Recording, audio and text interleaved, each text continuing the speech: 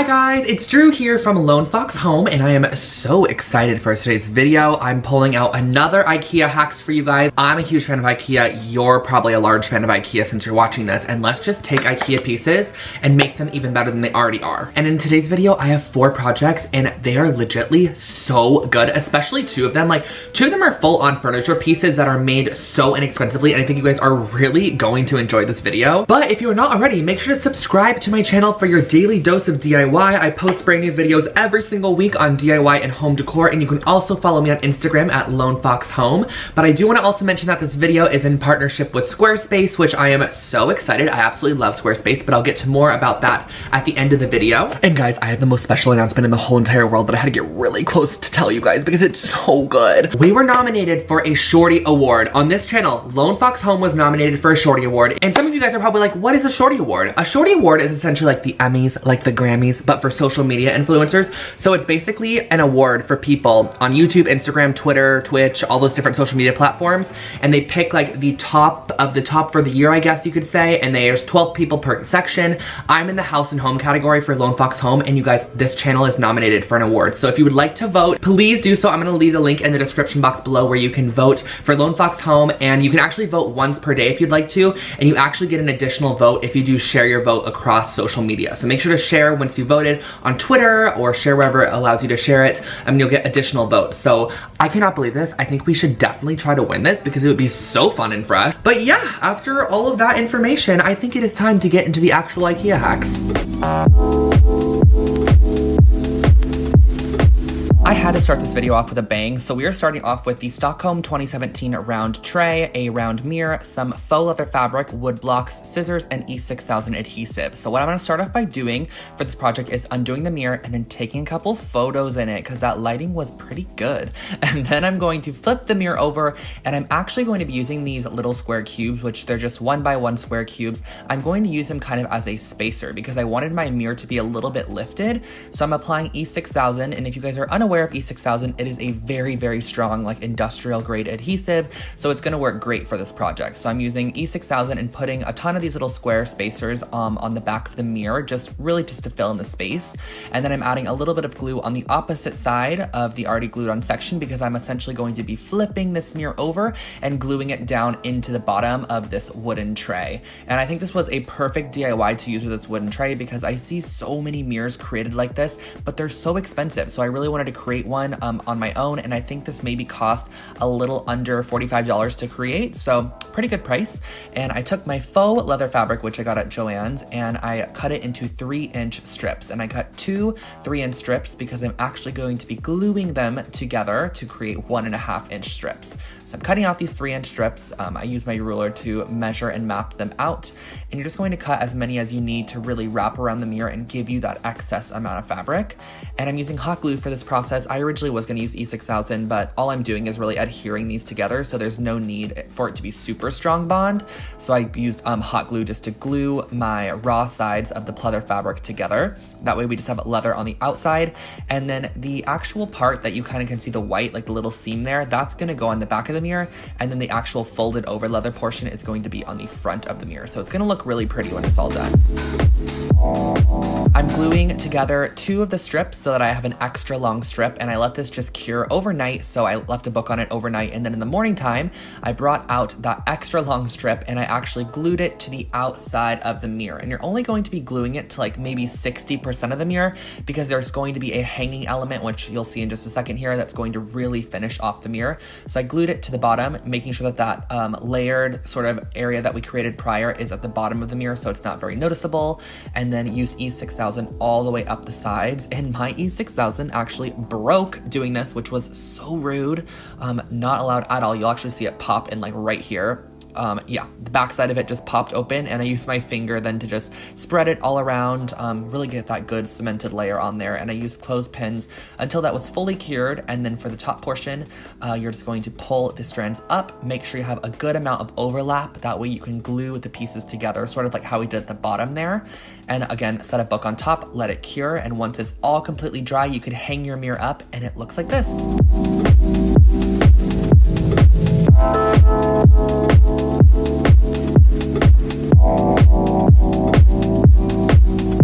Moving on to the next project, we're creating this patterned pillow, and I'm just using a pillow insert from IKEA, some black paint, and a paintbrush. And I found this idea on Pinterest. I love the way the pillow looked, and I wanted to recreate one. And guys, this pillow literally cost me $3 to make because I'm just gonna paint directly on top of the pillow insert.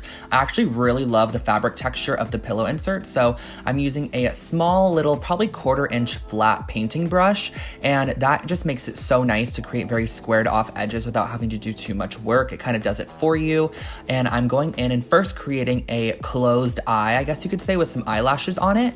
That's the first one I'm going to do. And then I do highly suggest coming up from the bottom and going down from the top because that flat edge of the paintbrush is really going to make a nice clean ending for you, as you can see here. So that's a big tip that I like to use, is just going down from the bottom and up from the top. But to create the open eye, I started by creating a straight line and then doing the top half of the eye. You're going to fill this in completely with black paint. So you're just gonna create sort of like a half circle to start and then fill it all the way in. And my hair got in the way for some of the next steps, but I mean, you guys can probably understand what I'm doing. I'm just creating a little half circle on the underside of the other one that we created already, which is the pupil. And then I did the width of a paintbrush, of this paintbrush, to create the bottom edge of the eye, and then used my paintbrush again to create 6 eyelashes. I made sure that it was 6. That's the same as a reference photo that I found. And I'm gonna try to also link below the actual store that sells this or wherever it comes from, because I did draw inspo, of course, from it. But I thought the organic look of it, hand painted, was really, really nice. And I actually left some sections not fully painted just to almost give like a watercolor effect. I thought it looked really pretty on there. And I just used basic acrylic paint too. I didn't find the need to use fabric paint because this pillow is probably just gonna be decorative for a little bit of time and then I'm gonna toss it. I mean, it was $3, what can you do? And I'm repeating this process. You're just going to create this pattern all the way around the entire pillow, going upwards and downwards. Right now it looks like a kind of a scary face, but once you're all good, it'll be nice and pretty.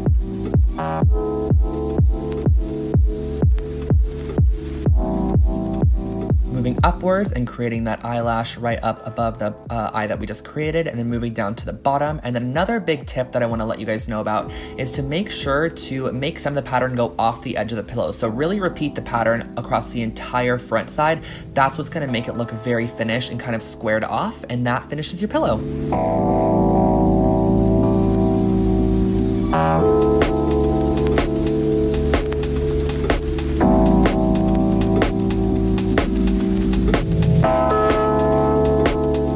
Next up, we're creating this miniature side table slash nightstand, and I'm using the Naglig box. I believe that's how you pronounce it. 4 little wooden pieces I found at Michael's craft store and some E6000. And this is what it looks like, Naglig. I'm not 100% sure how to pronounce that. But what you're going to start off by doing is just constructing the crate as shown on the instruction manual. There's just a couple of screws and a couple of longer screws to attach the bottom to it. And it's pretty self-explanatory. I just really created this in probably 10 minutes. It's pretty simple and easy. And once you have that fully created, I then took 4 little wooden pieces. I think that they're small little trays or frames or something from Michael's. They were $1 each, and I'm going to be using these as small feet for the actual box. So overall, this nightstand literally costs like $12, and I didn't just want to make it a crate and flip it upright. I really wanted to give it some form of like leg, so that's why I used these pieces. And with E6000, you can literally let this cure overnight, and you have a super strong bond in the morning. And keep in mind that you can also stain this or paint it to match your decor, and that finishes off this simple nightstand.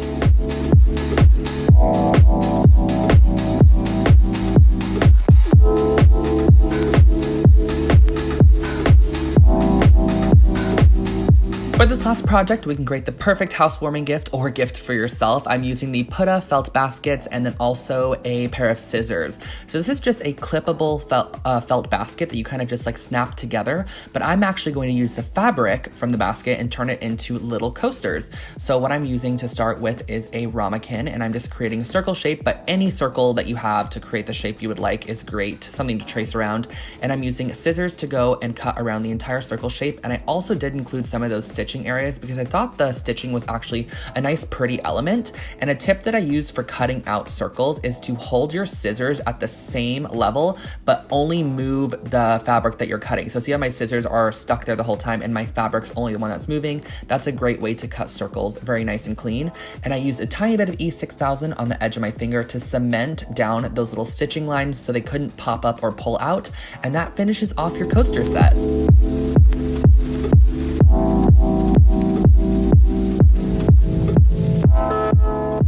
Alright guys, so that was today's video, and I hope that you really enjoyed those IKEA hacks. I think my favorite one was probably the mirror, because that one just turned out exactly how I wanted it to turn out, and I think it looks absolutely incredible. But as I mentioned in the beginning of this video, it is actually in partnership with Squarespace, and if you do not know what Squarespace is, it's essentially a website that you can go onto to create your very own website, your very own blog, portfolio, online shop. And the great thing about Squarespace is that their templates are so modernized, so up to date, and so pretty, so you instantly get like a full-on created website without even having to do that much work. Squarespace was sort of created for a wide range of creative people, such as myself. So if you want to have your own photo portfolio, video portfolio, if you are a restaurant, if you are a musician, an artist, whatever it may be that you want to showcase your work on, Squarespace is definitely the place to do it because they have such pretty templates. That's the thing I love about them the most, is that your website actually looks so beautiful and so functional, and it's done in like seconds. And not to mention they also have 24/7 customer service, which is absolutely amazing. It's actually award-winning. So we love a good award-winning customer service moment. But if you guys would like to, you can use my link, which I'm gonna put on the screen for you guys, which is